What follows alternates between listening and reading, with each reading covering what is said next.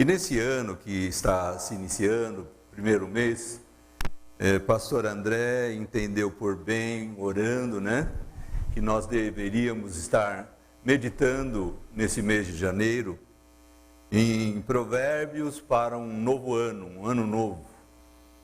E que por coincidência também esse mês, esse fim de ano e começo de ano, né? Nós fomos para o Canadá visitar o Fábio e a Bia, que eram membros aqui, né? O Fábio era membro aqui da igreja e está lá no Canadá. E na igreja dele, justamente, eles estão estudando também nesse mês provérbios, né? Provérbios. Falei, meu Deus, que bênção, né? Então, parece que uma sintonia, um lugar tão distante, estão pregando em provérbios também.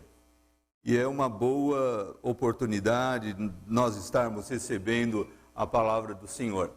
A Bíblia diz, né, a palavra do Senhor nos diz, lâmpada para os meus pés é a tua palavra e luz para o meu caminho, não é isso? Então, às vezes a gente pede, Senhor, guia meu caminho, né? E a palavra de Deus, ela é a luz que guia o nosso caminho. É a vontade de Deus revelada, né? Para que nós possamos obedecer ao Senhor. E nessa manhã, eu queria só, antes de lermos o texto bíblico, enfatizar a importância de estarmos lendo o livro de Provérbios, né? Não só o livro de Provérbios. Provérbios tem 31 capítulos, exatamente o mês, 30, 31, né? Um por dia. Imagina, você lê Provérbios no dia 1º, Provérbios 1, dia 2 e assim por diante. Hoje é dia 22 do mês de janeiro.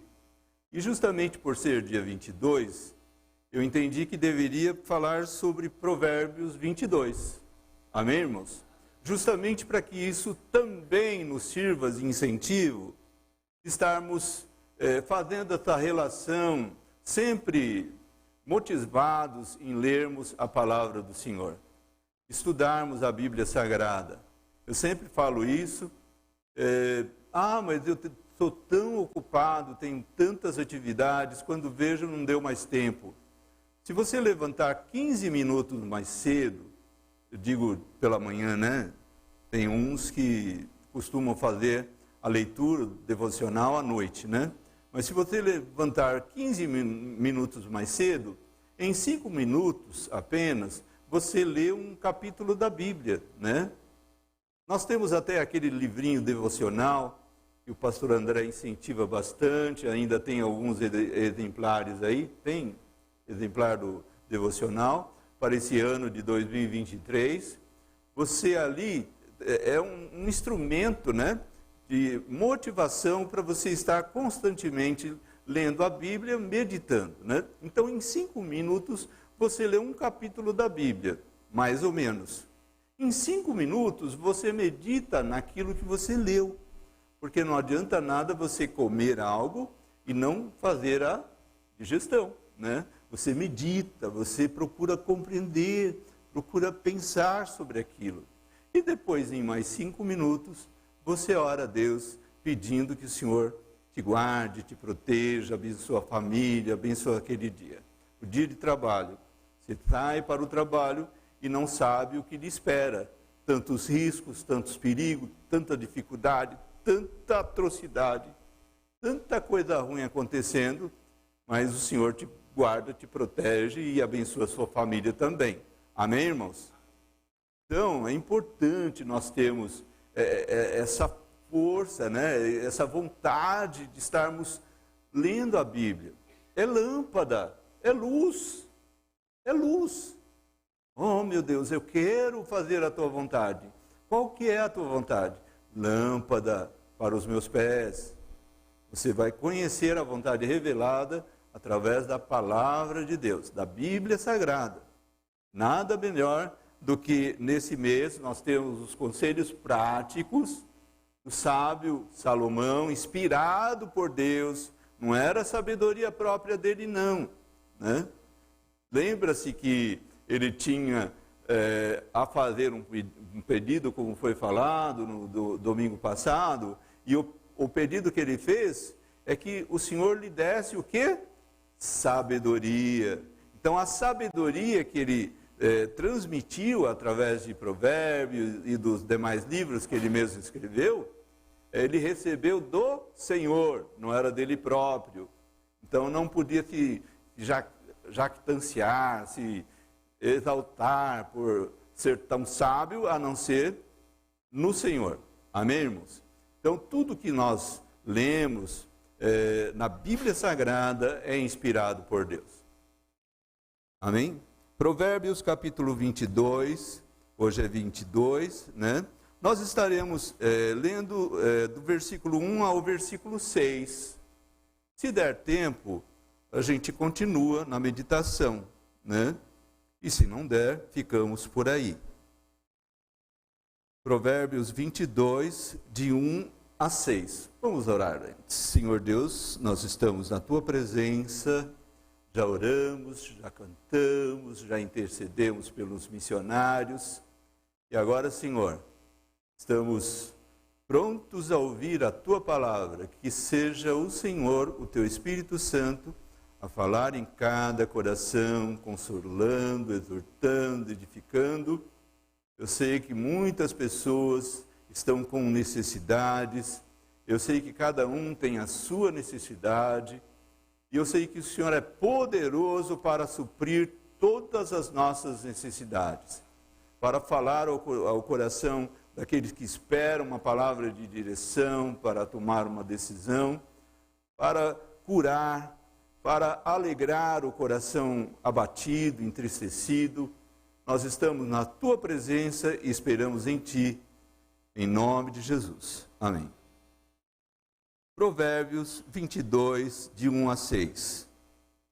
Nós estaremos também projetando no telão, né? A boa reputação vale mais que grandes riquezas. Desfrutar de boa estima vale mais que a prata e ouro. Somente aqui, depois leremos um a um. Aqui Salomão, na verdade, inspirado por Deus, como falamos, ele ensina que a reputação é algo muito importante para a vida. E ter, assim, o respeito e o carinho dos outros, das pessoas, é um bem, assim, inestimável, incalculável. Não dá para calcular o valor desse bem, de desfrutar na sociedade da sua boa reputação, do seu bom nome, de contar com o respeito das pessoas. Ele exorta a valorizarmos a boa reputação mais do que a fama, né?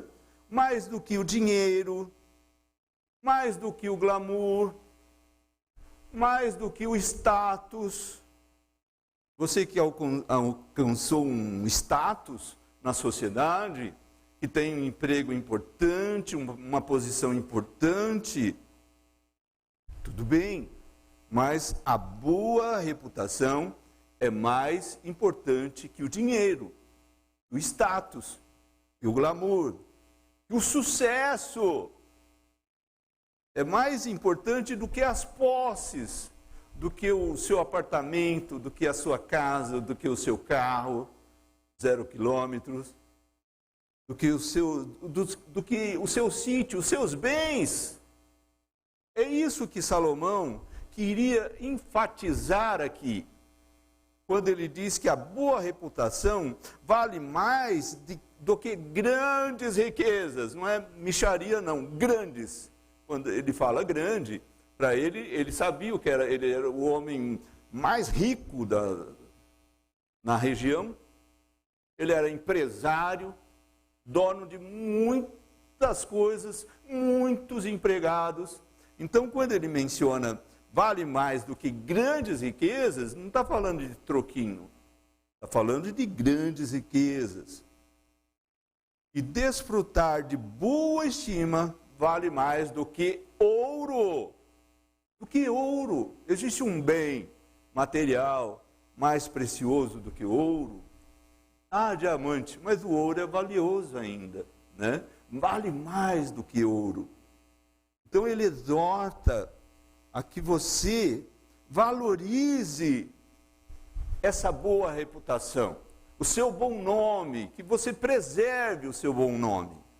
Preserve, cuide do seu nome, da sua boa reputação diante da sociedade, das pessoas.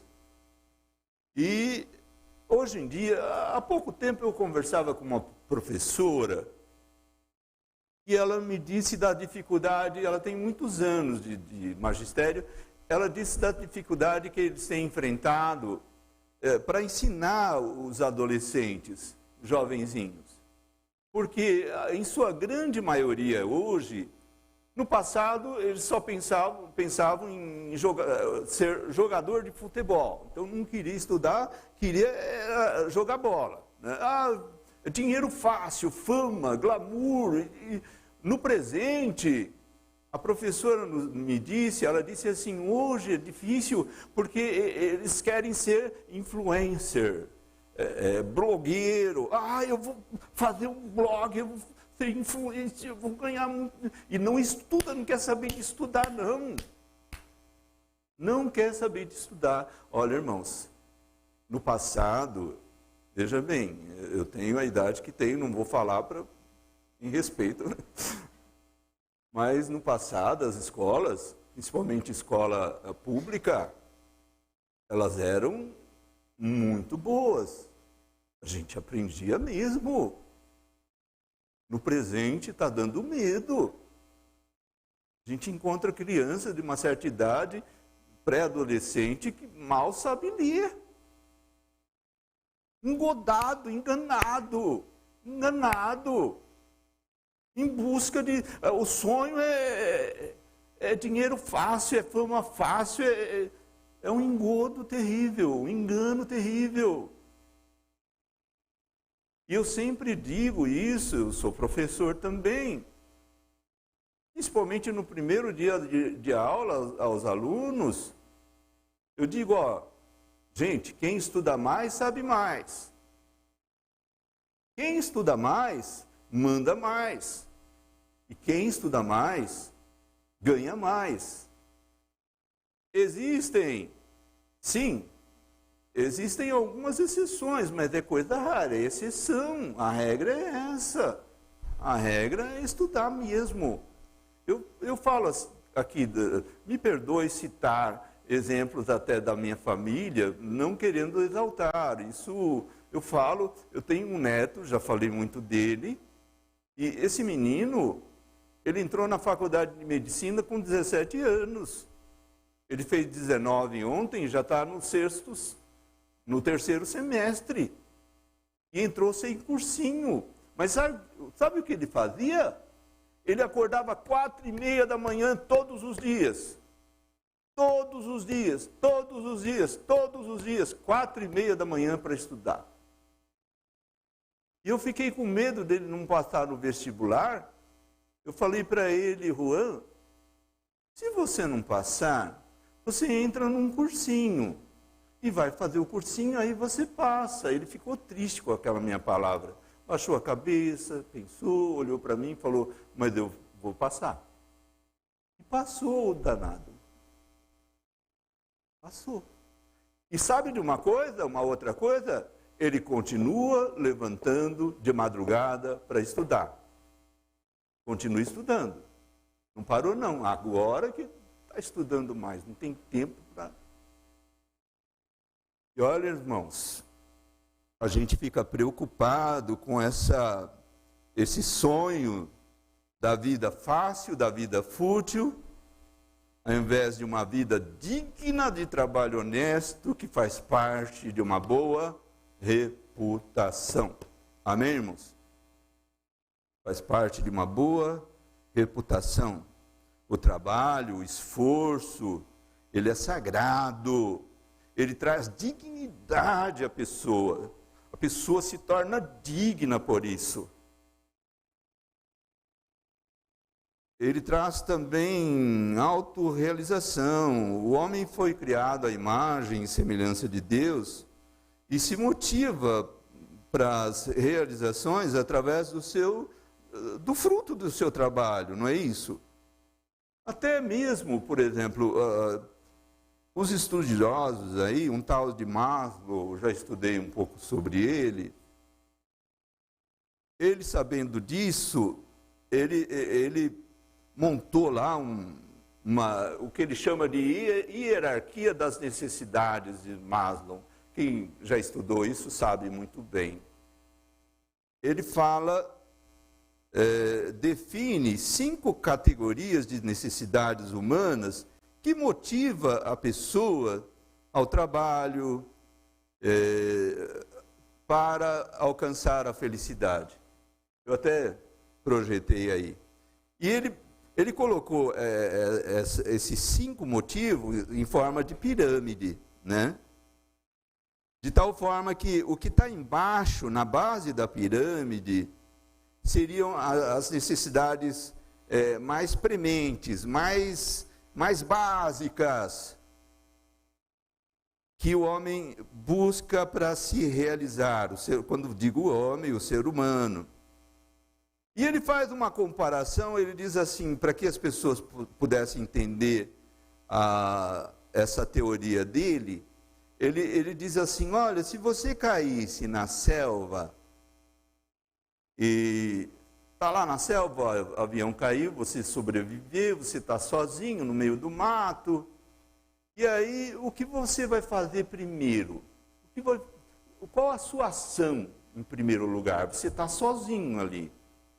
Naturalmente a pessoa vai pensar, olha, se eu estou sozinho, se eu estou no meio do mato, se não tem socorro, eu vou buscar me guarnecer de alimento, de comida primeiro, né?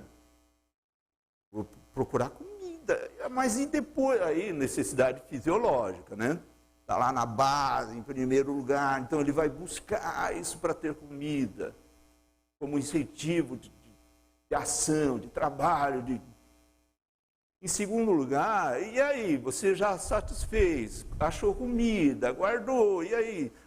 Eu vou procurar fazer lá na árvore uma cabana, porque tem bicho, tem osso, o bicho me pega e eu vou me proteger. É a segurança. E assim por diante. E satisfeita a segurança, você já fez lá a sua cabana. E aí? Eu vou tentar descobrir se existem pessoas aqui, indígenas, ou pessoas moradoras na região aqui, para que eu possa me relacionar com eles. A necessidade social, né? E assim por diante. É o que motiva ele a ir dando passo em direção à busca da necessidade, da satisfação e assim. E depois, a autoestima, né? Ele fazer coisas que ele se sinta bem, e depois da autorrealização para concluir. O que é isso? O homem se autorrealiza através do que ele produz, do que ele faz. Ele chega num ponto que ele não é mais o dinheiro que...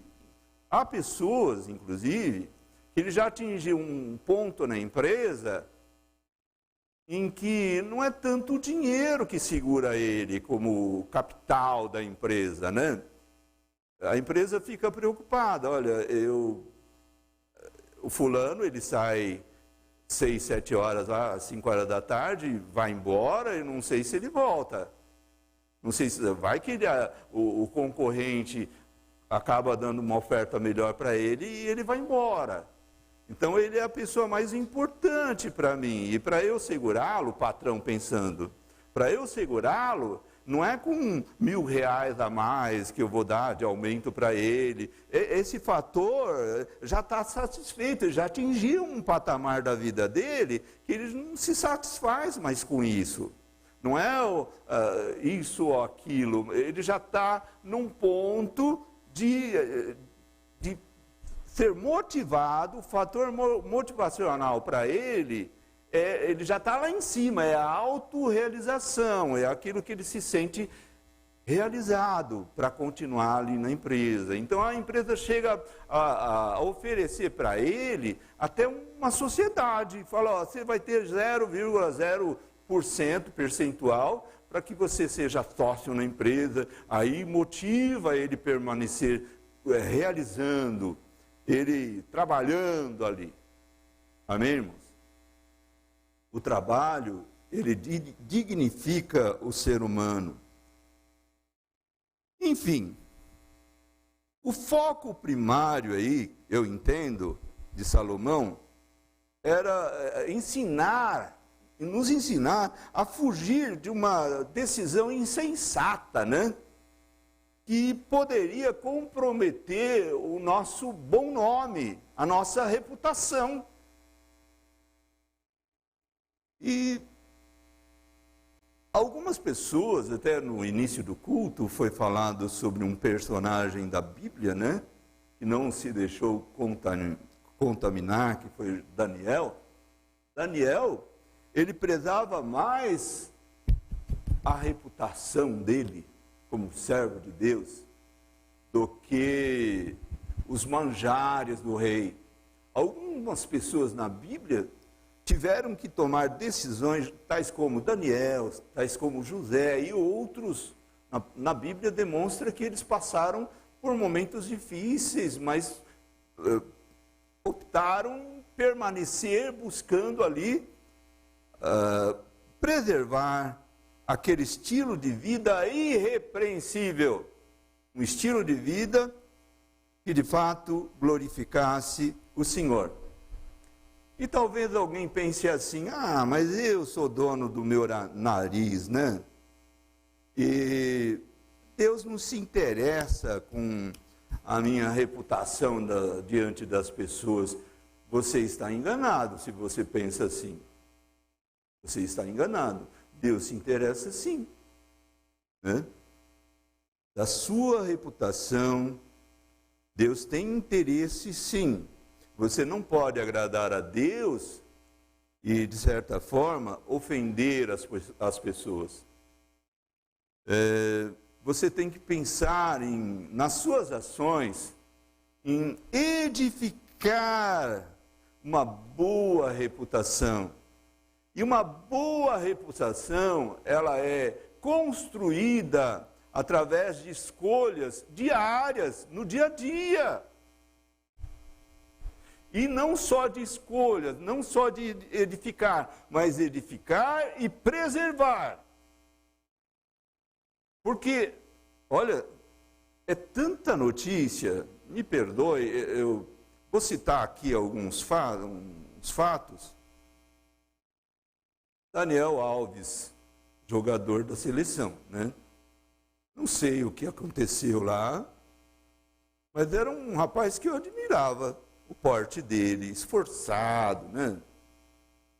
E agora, um deslize. Imagina, ele tem quantos anos aí? Você que é jogador aí? Quanto? 39. 39 anos para fazer um nome. 39 anos para fazer um nome. É tempo, não é? E apenas num minuto, a pessoa pode pôr tudo por terra a vida dele. Sim ou não?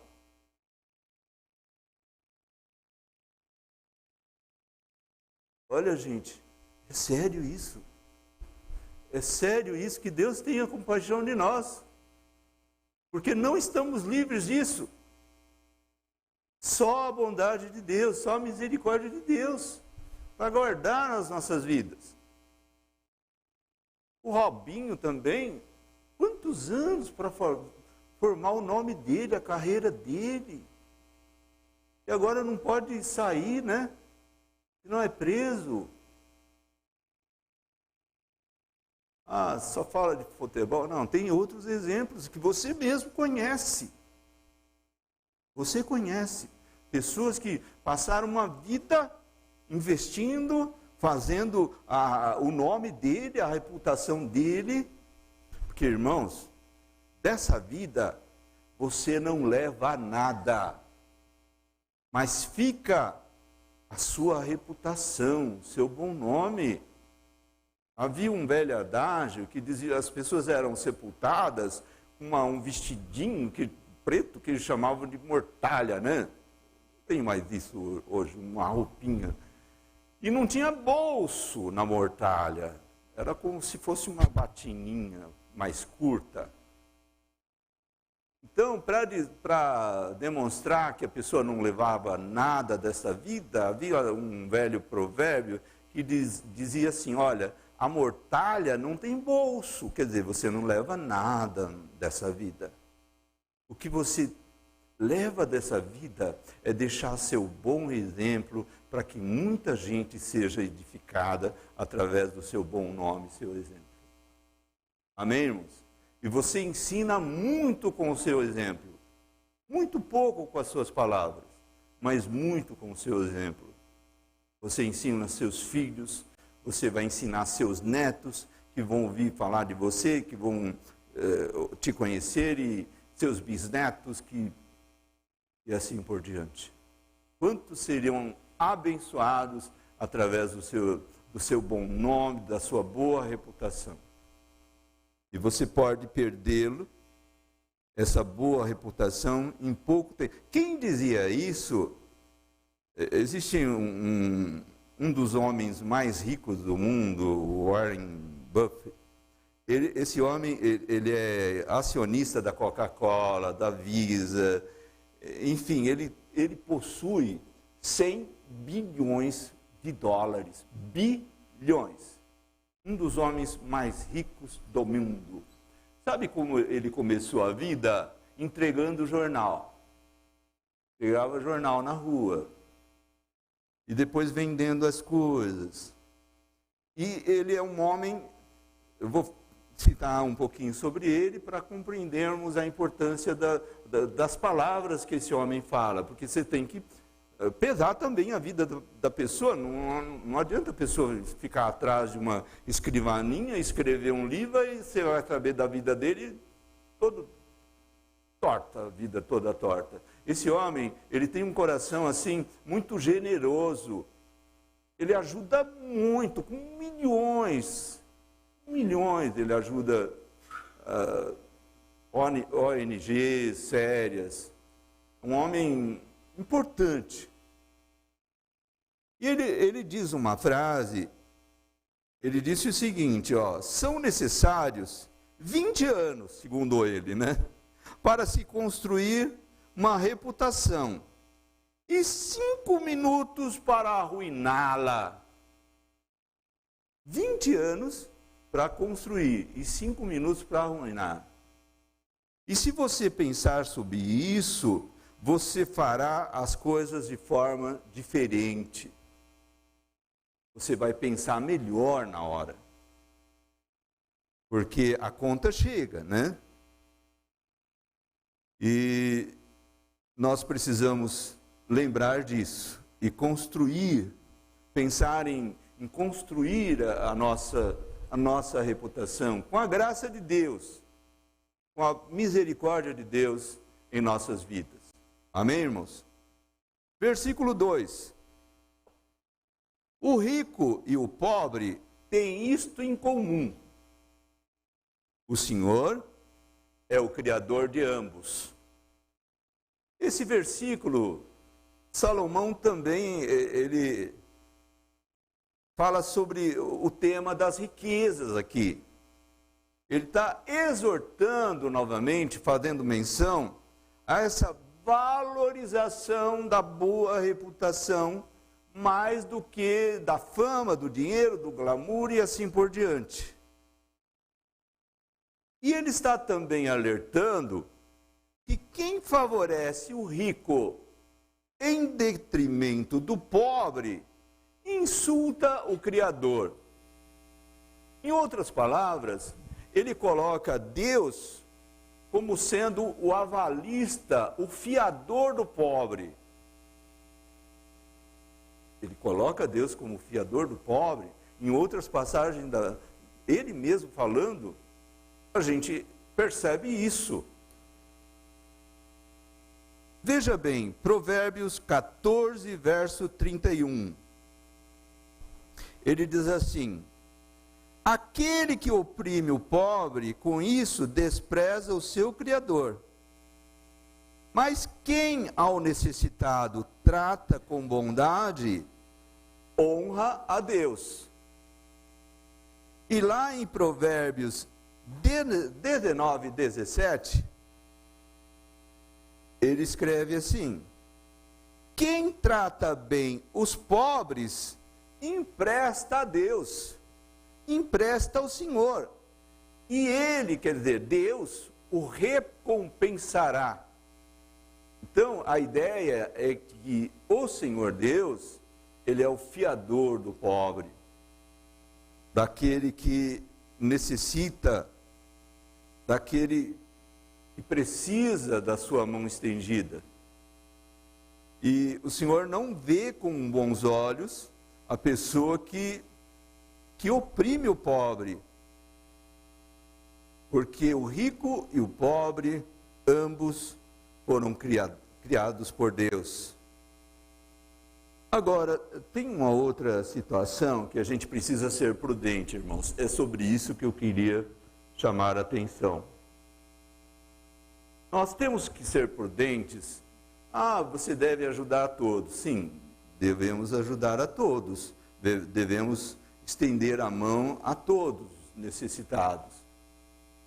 Mas existem pessoas que, infelizmente, ele escolheu um estilo de vida com prática destrutiva. E você não pode contribuir com a destruição da vida dele. Vou ajudar. Você vai ajudar ele a destruir a própria vida dele. Então, isso você não está ajudando. Nós estávamos em Poços de Caldas, fomos lá ajudar lá minha filha, e fomos a uma pracinha, enquanto esperávamos a minha filha. E na pracinha surgiu lá sentamos num banco, na pracinha surgiu uma senhora. Essa senhora chegou e disse assim: olha, eu vou falar a verdade, né? Eu estou pedindo ajuda, um dinheirinho, para comprar um corotinho de pinga.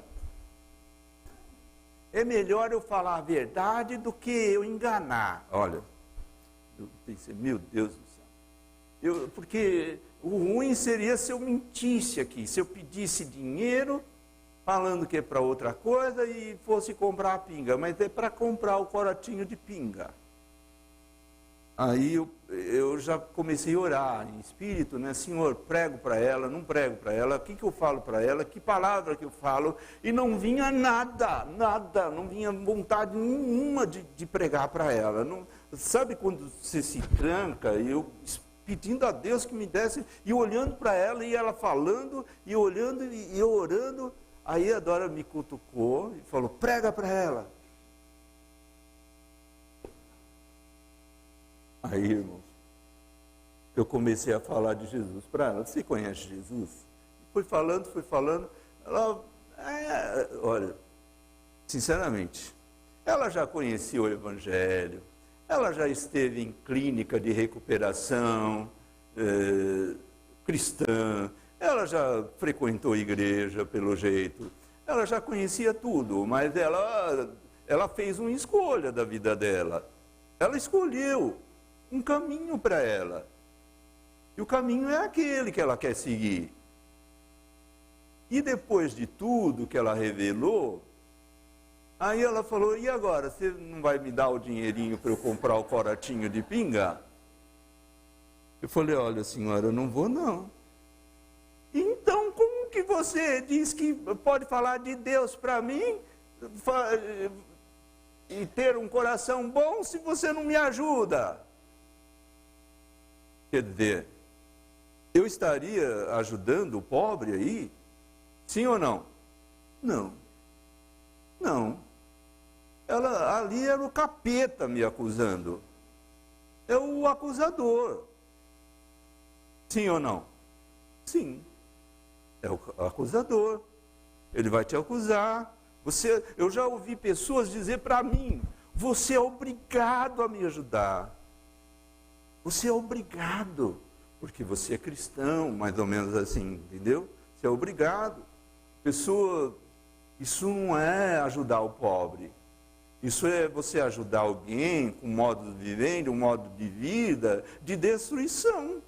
Isso não é pobre. Isso é uma escolha que ele fez da vida. Não é um carente, um doente, um necessitado, que perdeu o emprego.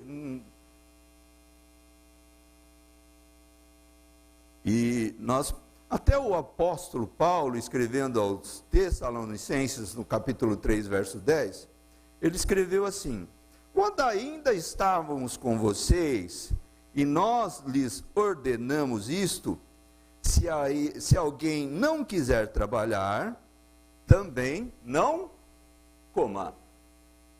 Pessoa que tem saúde, a pessoa que tem disposição, a pessoa que tem possibilidade, está aberta a porta, mas ele te nega a trabalhar, não quer trabalhar, infelizmente, ele não está, ele não é classificado como pobre. Aí é outra coisa, ele é, eu não queria falar, mas é isso aí que você pensou. É isso que você pensou. E o seu dinheirinho, ele vale muito mais para ajudar quem realmente precisa, e não ajudar um malandro, né? Isso não é ajudar o pobre. Dessa forma, o Senhor não é fiador dele, não. O Senhor não vai te recompensar por isso. Você jogou o dinheiro fora. Terceiro versículo. O prudente percebe o perigo e busca refúgio.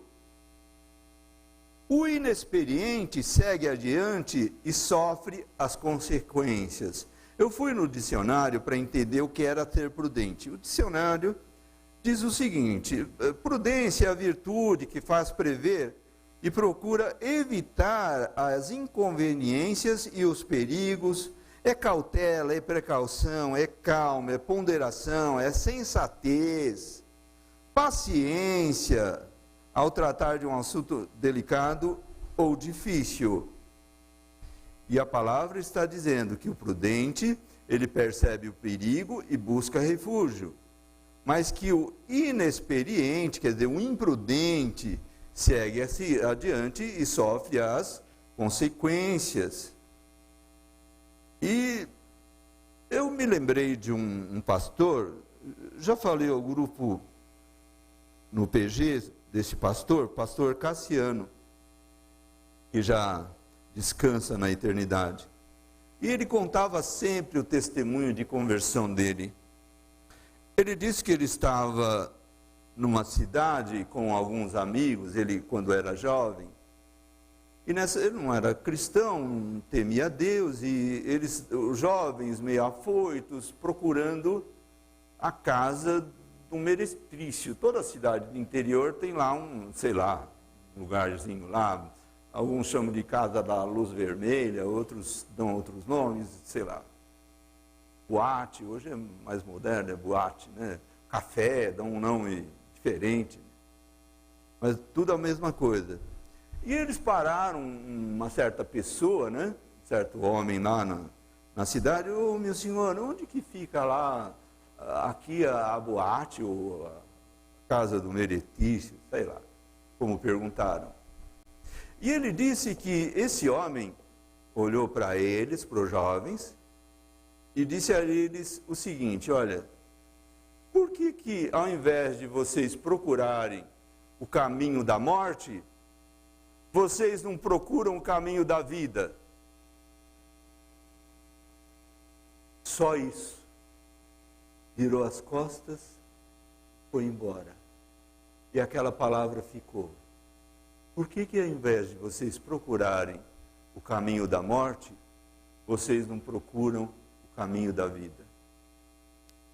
E essa palavra bateu tão profundo, e foi martelando, martelando, martelando, que esse homem se converteu, se tornou um pastor, a família dele se converteu, e deixou muita história nesse Brasil. Por uma palavra de prudência, né? O prudente, ele percebe perigo e busca refúgio. E justamente, aquele que avança, né? Ele avança sem perceber ou percebendo e achando que pode passar o sinal, né? O jovem, muitas vezes, ele é muito mais predisposto à imprudência, até na questão do trânsito, até na questão da velocidade do veículo. A gente se preocupa com os jovens que pegam o veículo e saem a 100 por hora, 120, 140 e assim por diante. Imprudente. Ele acha que ele é bom. Ele acha que com ele não acontece. Ele deixa os familiares dele com o coração na mão. Isso a 140 por hora está sujeito sim a acontecer acidente, mas comigo não, eu sou bom. Eu sei guiar, eu sei dirigir. Esse é o imprudente, essa é a imprudência. A imprudência, porque ele está sendo, não prevê o mal, e aí sobrevém muitas vezes o risco, né? Versículo 4. A recompensa da humildade e do temor do Senhor são a honra, a riqueza, a honra e a vida. Aqui, humildade, ele surge como um profundo senso de reconhecimento de que Deus é grande, né? O que é ser humilde, na verdade? Não é falsa humildade. Existem pessoas que têm uma falsa humildade. Ele é todo, né, aparente humildade, mas se pisou no calo dele, ele puxa a faca. Então não é humilde coisa nenhuma. Agora, humildade aqui é o reconhecimento de que Deus é grande e de que ele é cheio de maldade, de impureza e múltiplas imperfeições. Deus tem misericórdia dele. A humildade e o temor do Senhor são a riqueza, a honra e a vida. A recompensa da humildade e do temor do Senhor são a riqueza, a honra e a vida. O temor a Deus é um sentimento de respeito, reverência, que nos faz querer agradá-lo. A própria experiência de Salomão, quem escreveu esse livro da palavra do Senhor, a experiência de Salomão, ela é interessante. Não sei se vocês já perceberam, quando Salomão escreveu Eclesiastes, ele demonstrou aqui que não faltava a ele coisas para fazer para tirar a conclusão. Eu não peço que projete, não, a gente vai ser breve, o tempo está passando, mas veja bem o que Salomão falou aqui em Eclesiastes, né? Ele disse aqui, ó, eu queria saber o que vale a pena fazer debaixo dos céus nos poucos dias da vida humana. Quer dizer, o que é importante nessa vida aqui? O que é importante? Eu fiz obras magníficas, né? Construí muitos prédios, construí casa, plantei vinha, fiz fazenda, né? Montei fazenda, cultivei jardim, pomar, plantei árvores, fiz reservatórios, comprei escravos, escravas, tive empregado de monte, acumulei prata, ouro, desfrutei das delícias dos homens, porque ele queria saber o que vale a pena nessa vida. Que modo de vida ele deveria, o homem, né, o ser humano, deveria vivenciar que valesse a pena passar por essa terra. E por fim, lá no final de Eclesiastes, ele chegou a uma conclusão. A conclusão que ele chegou justamente é sobre esse versículo que nós mencionamos aqui. No capítulo 11, versículo 13, ele declara aqui a sua conclusão. Depois de toda a sua experiência de vida, ele declara: agora que já se disse tudo, aqui está a conclusão. Teme a Deus e obedece os seus mandamentos, porque este é o propósito do homem. Amém, irmãos? Quer dizer, depois de tanta experiência, depois de tudo que ele experimentou, ele chegou a essa conclusão: que o homem, para valer a pena viver, deveria temer a Deus e obedecer os mandamentos do Senhor. E dessa forma é que vem a verdadeira felicidade, né? No versículo 5, para concluirmos: no caminho do perverso há espinhos e armadilhas. Quem quer proteger a própria vida, mantém-se longe dele. Perverso aqui é o ímpio, vida torta, a pessoa que é mundana, pecador maldoso. Quem não tem a Deus é o ímpio, né? Que fala lá no Salmo 1. Caminho do perverso é o estilo de vida que ele segue. E não precisa ser sociólogo, né? Que é o estudioso que se dedica a estudar o comportamento dos grupos sociais, para saber o dano que é se associar com quem não presta. Quando sua mãe diz para você: olha, com quem você vai? Que hora você chega? Quem vai estar lá? Você fica achando que está pegando no meu pé, não me dá liberdade. Eu vou na casa de fulano, mas quem que é a fulana? Quem que é a mãe da fulana? Quem que é... Isso aí tudo, na verdade, sua mamãe, ela sabe que ela não precisa ser socióloga para saber que se você se associar com alguém que não presta, infelizmente, você corre risco de ser influenciado por essa pessoa, sim ou não? Quem hoje é mãe, quem hoje é pai, sabe disso, mas o jovem, o adolescente, a criança, parece que não entende isso, acha que a mãe que é chata. Minha mãe é chata, minha mãe não deixa eu ir, minhas colegas vão, minhas coleguinhas vão, todas vão. Minha mãe quer ser melhor do que o pastor André, quer ser melhor que o pastor da igreja, não deixa eu ir, justamente porque ela sabe do mal que você corre em se associar com vida torta, com quem não presta, com aquele que não teme a Deus. É sério isso. E muitos que se associaram se destruíram. Eu me lembro, uma vez eu fui a um velório. Fazia tempo que um jovem da igreja havia deixado a igreja. Ele deixou... ele era um jovem muito vistoso, alto, bonito, se vestia bem, falava bem. E ele deixou a igreja, foi embora e sumiu. Tempão. E um dia eu fui num velório, não vou dizer o nome dele, nem o cemitério, mas está na boca aqui o nome do cemitério.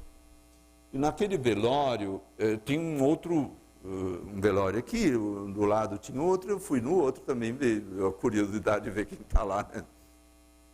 Quando eu bati os olhos, era aquele jovem que tinha sumido da igreja. Meu Deus do céu, ele estava morto, baleado. E aí eu fui perguntar para saber o que aconteceu.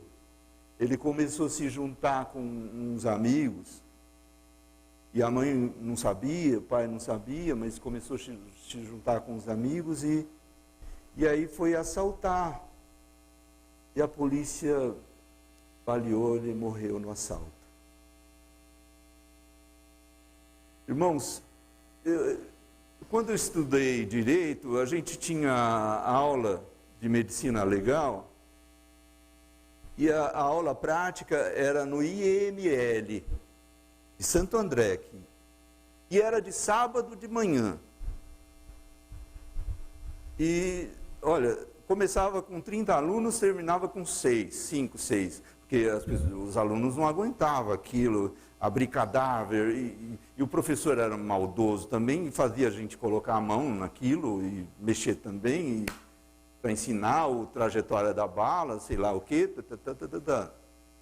Sabe, olha, era de sábado de manhã, as aulas práticas de medicina legal. O que tinha de pessoas mortas na madrugada, da sexta para o sábado, era incomparável, segundo eles lá, aos demais dias. Morte violenta, morte por tiro, facada e assim por diante. E o número de jovens era maior. O número de jovens mortos da sexta para o sábado, na madrugada da sexta para o sábado, era maior do que pessoas mais idosas. Porque eles saem, às vezes, de sexta para o sábado e vão gandaiar por aí. E olha, e depois que acontece, muitas mães choram, mas ali o caminho do perverso é a palavra de Deus que está nos aconselhando. Há espinhos e armadilhas. Há espinhos e armadilhas. Por isso que às vezes a mãe fica com o coração na mão, enquanto o filho não chega em casa, né? Ah, mãe, vou em tal lugar, encontrar uns amigos, eu vou chegar um pouco mais tarde, o coração na mão. É sexta-feira à noite, é sábado à noite, meu Deus, meu filho lá se divertindo, a mãe orando e preocupada.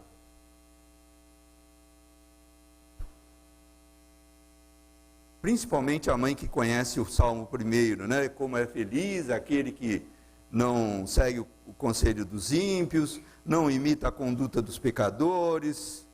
Ao contrário, sua satisfação está na lei do Senhor, e assim por diante. Último versículo para concluirmos. Versículo 6. Instrua a criança segundo os objetivos que você tem para ela, e mesmo com o passar dos anos, não se desviará deles. Eu fiz uma pesquisa, eu estudei, quando fiz seminário, havia uma disciplina, uma matéria, um semestre inteiro de evangelização de crianças, né? E quem ministrava a matéria era professores da APEC, Aliança Pró-Evangelização das Crianças. E eu me lembro bem que eles enfatizavam, dizendo o seguinte, que a formação da personalidade da criança, ela se dá até os 7, 8, quando muito nos 9 anos.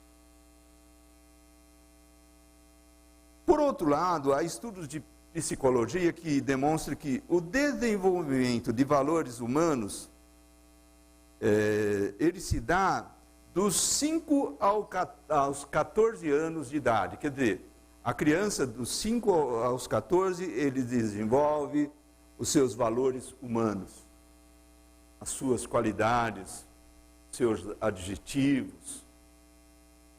Enfim, pensando nisso, daí a importância de você investir no ensino para as suas crianças, para os seus filhos, sim ou não? Porque é nessa idade que você tem que plantar. Aliás, não é à toa que a igreja, ela trabalha isso, não é para encher linguiça, não é para segurar as crianças. Lá não é um depósito de crianças para os pais ficarem tranquilos. Existe um grupo de professores que você deve orar por eles, para que Deus possa usá-los, para eles também serem usados por Deus, para ensinar a criança no caminho que ela deve andar, para que ela não se desvie mais dele. E daí também a importância de trazê-lo, não só na escola bíblica, aqui no culto. Às vezes você está cansado, trabalhou a semana inteira, está com problemas, está com dor, mas não, eu vou porque eu vou pelo meu filho. Eu podia ficar em casa aqui assistindo online, mas eu vou pela minha filha. Você está investindo no ensino da palavra de Deus para ela. Sim ou não? Sim. Você está preocupado com a vida dela, com o futuro dela. Quantas vezes você vem indisposta, com dor na coluna, com gripe, mas vem. Vem porque você quer ver o bem dos seus filhos. E a infância, ela é o melhor momento para se ensinar a palavra de Deus e para a conversão do ser humano. Haja vista que o Senhor Jesus disse o seguinte em 22:6, né? Eu lhes asseguro, aliás, aí Mateus capítulo 18, verso 3, eu lhes asseguro que, a não ser que vocês se convertam e se tornem como crianças, jamais entrarão no reino dos céus. Enfim, as pesquisas mostram, isso não é balela, que a maioria dos que hoje são cristãos, eles receberam a Cristo antes dos 14 anos de idade. Existe até uma pesquisa sobre conversão de crianças, que eu quero passar rapidamente aí para você. É interessante esse dado. Eu pesquisei sobre isso. Essa pesquisa, não vou citar a fonte aqui, mas rapidinho, olha. 1% das pessoas que se convertem na vida, eles se convertem antes dos 4 anos. 85% dos cristãos que se converteram dos 4 aos 14 anos. Veja, 85%. 10% se converteu dos 15 aos 30. E 4% apenas após os 30. Veja a importância, se 85% se converte até os 14 anos, veja a importância de você dedicar a ensinar a palavra de Deus, a ensinar o seu filho até essa idade. Porque depois é mais difícil. Aliás, tem outras pesquisas aqui, mas George Verna, ele escreveu um livro Transformando seu filho num campeão. E ele afirma que se uma pessoa não receber a Cristo como seu Senhor e Salvador antes dos 15 anos de idade, suas chances de se converter mais adiante, uma pessoa que passou pela igreja na fase infantil, sua chance, ela diminui para 6%. Se você cresceu, né, ou aprendeu e não se converteu até os 15 anos, cai para 6%. E, só para concluir, e nós temos um inimigo das nossas almas, que ele sabe a importância que tem ensinarmos a palavra de Deus para as crianças. Ele sabe que 85% das pessoas que se convertem quando eram crianças, até os 14, 15 anos. O que ele quer fazer? Chamam isso de adultização, né? Adultização de crianças. Quer dizer, a erotização precoce de crianças, a adultização das crianças, é um dos mais fortes ataques do diabo, que odeia as crianças. Ele quer que as crianças sejam adultas o mais rápido, que a criança perca aquela inocência dela crer na palavra de Deus. Aí o que ele faz? Existem acampamentos para ensinar que Deus não existe, né? Para ensinar o ateísmo. Eles estão investindo através de reuniões, investindo através de vídeos, de palestras, de músicas, de literatura, que Deus não existe, e querendo chamar a criança a ser adulta antes da hora, porque ele sabe que a criança vai se converter a qualquer momento. E até mesmo vocês já viram exemplos, eu já vi também, eu assisti com a Dora, comecei a assistir uma série que falavam de desenhos da Netflix, uma coisa que parece de Hollywood, o desenho animado, mas uma coisa chique lá. Mas totalmente pervertido, com princípios pervertidos, mas de forma bem sutil, para essa tal da adultização, ou erotização, ou, quer dizer, querendo tirar a criança da infantilidade dela o mais cedo possível, para ela perder esse coração aberto que Jesus mencionou. Deixar vir a mim os pequeninos, porque dos tais é o reino dos céus. Porque ele sabe que a criança a qualquer momento pode se converter. E Satanás usa os seus asseclas. E nós precisamos estar aproveitando o tempo que temos para cuidar das nossas crianças. Amém, irmãos? Senhor Deus e Pai, nós te louvamos, agradecidos por este dia. E pedimos que a palavra do Senhor, não somente sejamos ouvintes, mas praticantes da tua palavra. Que possamos estar na tua presença, Senhor, ouvindo e colocando em prática, e também ensinando as nossas crianças, aproveitando esse tempo que temos, aproveitando no lar, aproveitando na igreja, aproveitando na escola, e ensinando a palavra de Deus às crianças. Que o Senhor guarde as nossas crianças, guarde as nossas vidas, nos proteja. Nós te pedimos em nome de Jesus. Amém. Deus abençoe.